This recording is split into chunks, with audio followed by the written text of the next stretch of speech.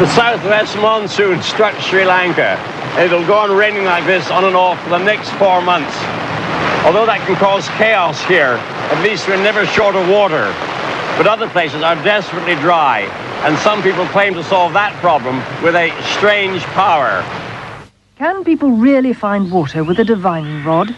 This British colonel is convinced that dowsing works. With just a forked twig, he found water for a town of 10,000 people. This American prospector dowses for oil. This is how it works right here.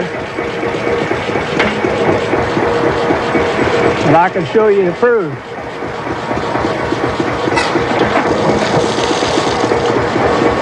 It's good oil. His oil wells have brought him millions of dollars. What secret lies in the diviner's hands? Mysteries from the files of Arthur C. Clarke, scientist, writer and visionary. The scientist who invented the communications satellite, the writer of 2010. And now, in retreat in Sri Lanka, the visionary who ponders the riddles of this and other worlds.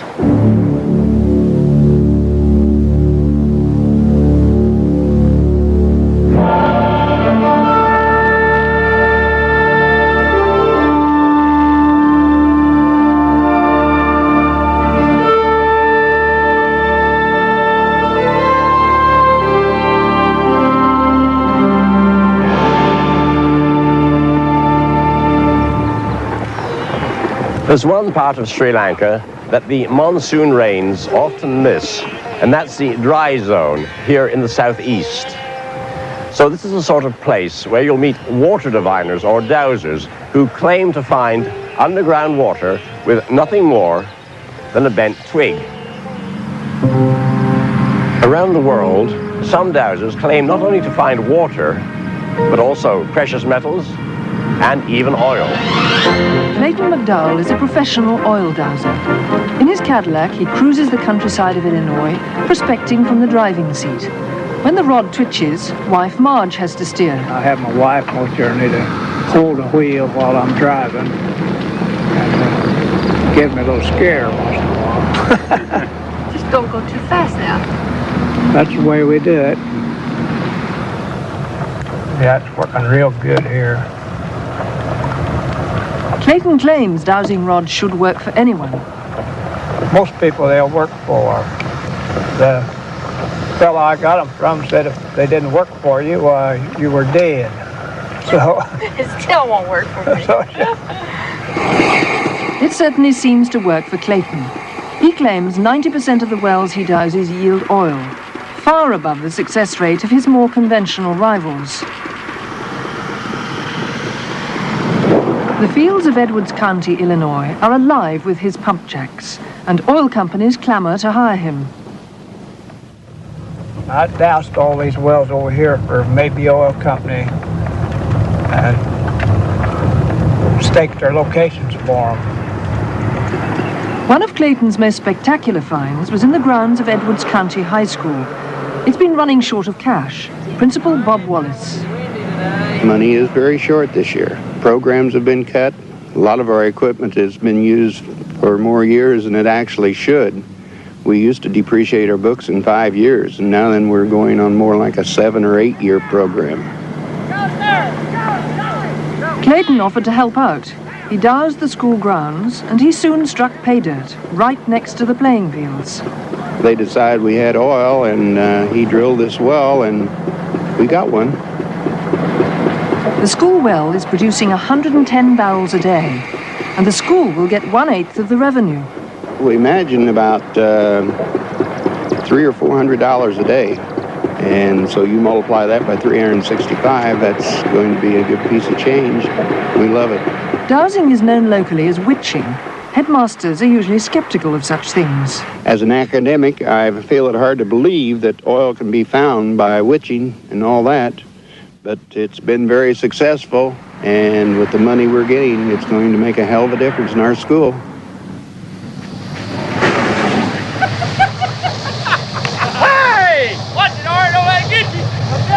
Clayton's latest well is being brought in. The drilling mud has been cleared with acid, and the first oil is coming to the surface. Clayton sinks more than 30 holes a year, all discovered by dowsing. Almost all produce top-quality oil. Very good, clean oil. Clayton's success has amazed conventional geologists like Paul Mullinax. The results speak for themselves. He has a better success ratio than almost anyone that I know of in this area. About 75% of all the wells he's drilled have been commercial producers. Clayton's dowsing rod, which he calls his bug, has brought him a studful of fine trotting horses, a profitable sideline. But I really make my money out of oil. And the reason I do is because I use this bug all the time to find the oil. In West Germany, the British Army of the Rhine has also benefited from a dowser's skills. It's commanded from JHQ Rheindahlen, a town of 10,000 people near Mönchengladbach. Construction of the base began in 1952. In charge was Colonel Harry Grattan of the Royal Engineers.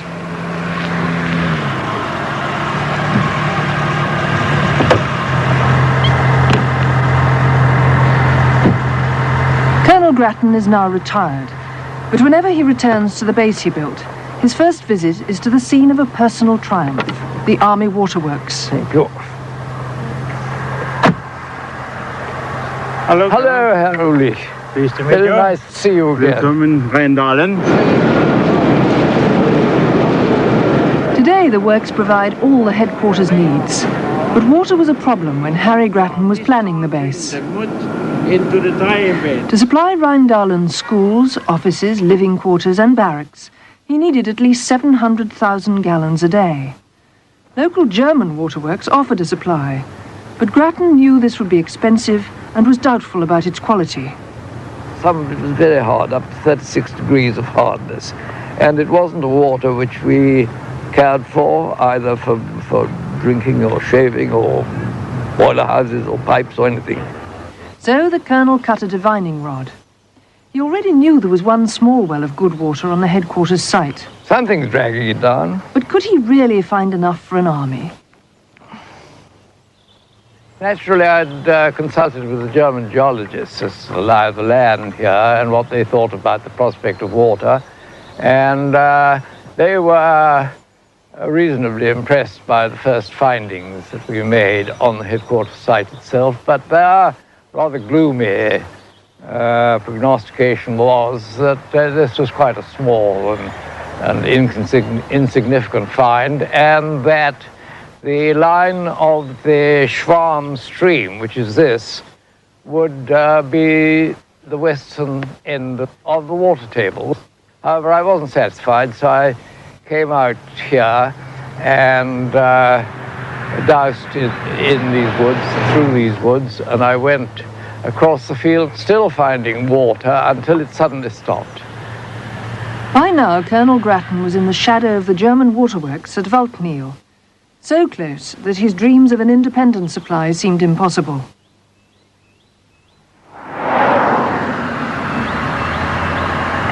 But he still hoped there was a division between the two fields of water. To his gratification, he found there was. He pinpointed it by dowsing from the German side. There's a strong indication here, which is from the field of water which supplies the Waldkneel waterworks. For a long time, I couldn't find the division. So I went on like this, and as you see now, it's still going down on the... This is the Waldkneel side, and...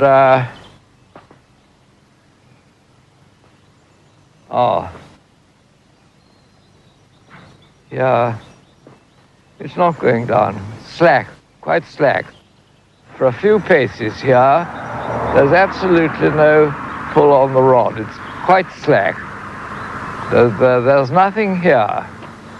And then, if I go on, and there it is. Very strong pull. Now that's the beginning of the water-bearing area which I had discovered.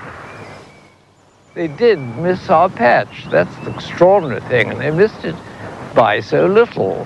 As you see, their waterworks are right on the very edge of our area. 30 years on, the vast Rheindalen base still relies on the secure and independent supply found by Harry Grattan. The savings on German water rates run into millions of pounds. There's enough for 10,000 people, with plenty to spare. For Colonel Grattan, Dowsing has a simple explanation. It's called water divining, and there is in it an element of the divine, if you like to think of it like that. You are asking to find something, and some power gives you the power to find it. And that's how I prefer to believe it.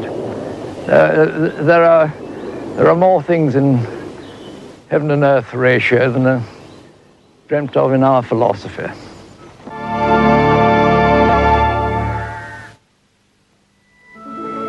Danville, Vermont.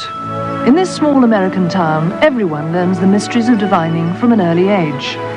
In the place that calls itself the dowsing capital of the world, it's on the school curriculum. And everybody sit down. Okay, now, all you're doing with dowsing rods is tuning in like a radio, and you're making yourself into a radio. It's very, very simple. When you are dowsing, you're trying to tune your antenna to something that you don't know the answer to. Yes. Patrick is very good at finding water.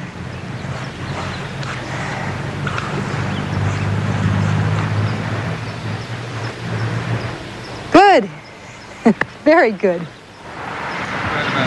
Danville's annual dowsing convention brings people thousands of miles to brush up techniques and to check out the latest equipment.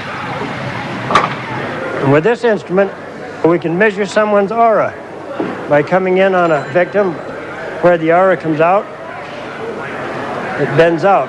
She's putting out about 8 inches of energy from her head at a time. The dowsers believe the village green is riddled with underground streams waiting to be detected. Whoops. Now we're over one right here.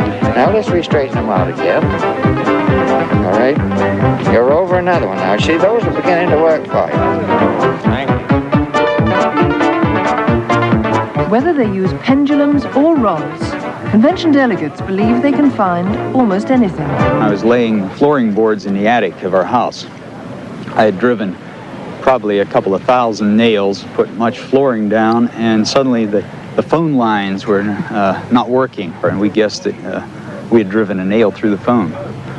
But I started to check out each nail using a voltmeter, and I found that there were an awful lot of nails there, so I went and got the dowsing rods instead, and I narrowed it down to an area of probably 3 foot square.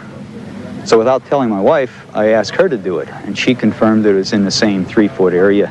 But she used a pendulum to go over all the nails in there, and she picked a nail, and we circled it with a pencil, and went and got the voltmeter, and touching the nail and ground, we had 60 volts on there. We pulled the nail, and the phone system went back to normal. Dowsers are so confident of their powers that they seldom bother to ask the fundamental question: are they just lucky, or is there a scientific explanation? My friend the magician, James Randi, tried to find the answer. In 1980, he went to Australia to challenge the diviners of the outback. $50,000 were on offer to anyone who could unfailingly find water and metal buried in the test area. The dowsers were certain they'd scoop the prize. It'll be the easiest day's divining I've ever had if the money comes forward. The value is roughly... First they looked for metal. Lumps of gold and brass were hidden in one of 10 boxes. The dowser's task was to say which box contained the metal, but in 61 tries they found it only 4 times.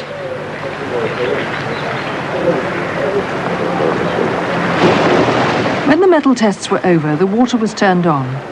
11 dowsers paced the field. Hidden in the ground below were 10 pipes. The dowsers had to detect which one the water was flowing through.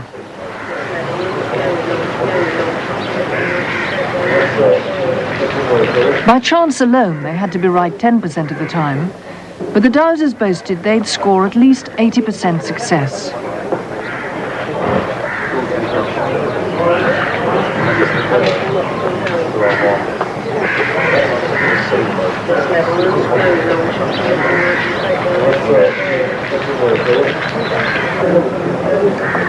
At the end of the day, the diviners gathered to hear the water results from scrutineer the Reverend Ted Noffs.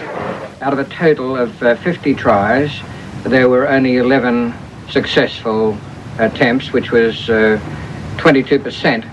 The total of everything, that is to say the brass, the gold, and the water, meant 111 tries were undertaken.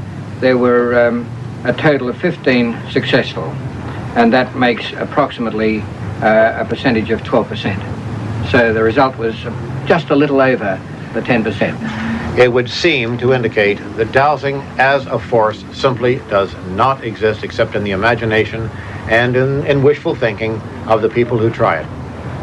What are we to make of Randy's test for dowsing? The experiment was well designed, but I don't quite agree with his conclusions. The test for water and the test for metal were entirely separate experiments. He shouldn't have combined the results. The dowsers were hopeless at finding metals. They'd have done much better if they'd merely guessed.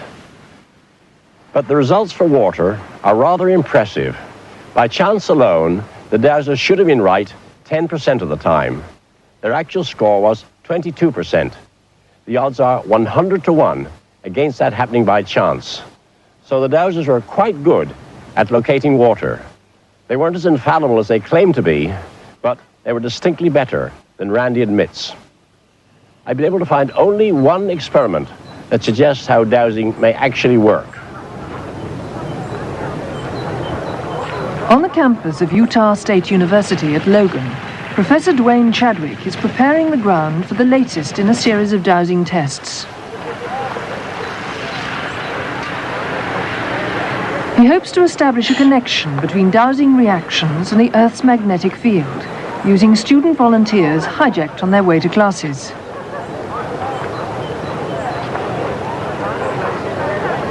Before the test begins, Chadwick measures the magnetic field every foot along the path. Then he buries a piece of wire coat hanger in the snow, which will cause a distinct change, a distortion in the Earth's magnetic field. Really hard. The tests are designed to discover whether dowsers can detect changes in the Earth's magnetic field, like the one caused by the coat hanger. Any movement of the rods, a dowsing reaction, is carefully recorded. Chadwick got the idea from a local newspaper story. I saw something that made me really wonder. 2 boys fell through the ice on the Snake River and were drowned. The search party couldn't find them, and a dowser came along and located them after the search party had given up. That got me thinking there must be some scientific basis on which that might work, because here's a whole river of water. Obviously it wasn't the water. And I postulated that the skates would distort the Earth's magnetic field. Underground water also causes such distortions. Perhaps dowsers can tune into them. This might explain the basis of dowsing. But why should the rods twitch? I postulated again that here we have the human body, which is really a conductor of electricity. And as you cut the magnetic field, this causes micro voltages to be induced into the tissues, the muscles. That shortens the muscle. It causes a slight misalignment of the hands, subconsciously, not consciously, and causes a dowsing response. In a previous test, students dowsed a 60-foot-long path. Unknown to them, Chadwick had buried a piece of wire coat hanger at a spot 26 feet along it. The dowsing reactions were grouped in bunches, especially over the wire. 23 out of 25 people got a reaction within 3 feet of that spot. And statistically, of course, you could break the bank at Monte Carlo with those kind of odds. And we did show that they tended to get reactions where the magnetic field is changing. The magnetic field is changing most where the graph is steepest, and that's where the dowsing reactions are bunched. Based on our statistical evidence, I think there is a possibility that this is the mechanism by which the dowsing reaction occurs.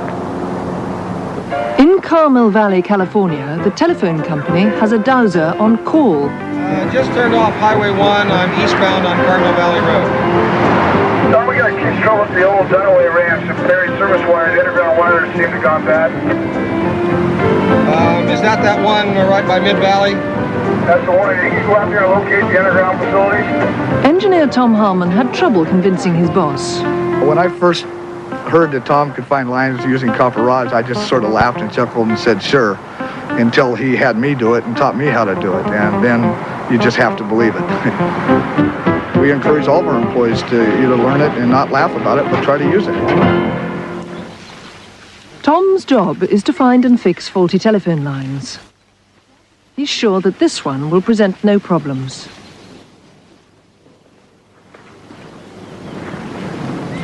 Right here. I think we'll dig right here. Looks like Gophers have juiced this up pretty good.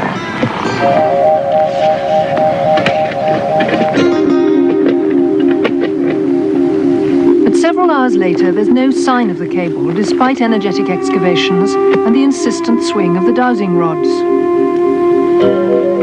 That shows right where it should be.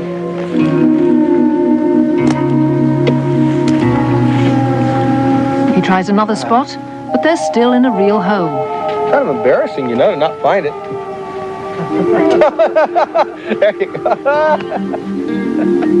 As the shadows lengthen over Carmel Valley, he still can't find the wire. Next morning, Pacific Bell send in high-technology help. It does the job in minutes. Well, I found what I was digging for. Yeah. Is it out there? It's out here, Tommy. Well, I must have picked up this water line and this sewer line. What do you think, Mike? Yeah, it's right there. Well, let's dig it up there.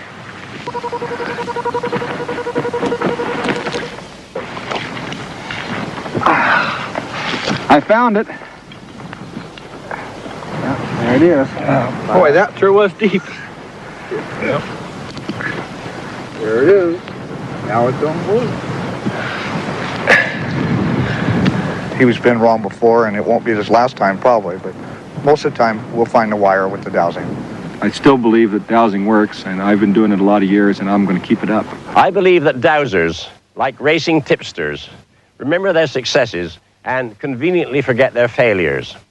All the same, I think that there may be something to dowsing. Biologists know that some animals can detect water even when there's no visible trace of it. Perhaps a few people share this ability as a primitive survival from a time when it could have been a matter of life and death. So I'd like to see Randy's experiment repeated on a larger scale. It could be important to learn whether dowsing is superstition or genuine science.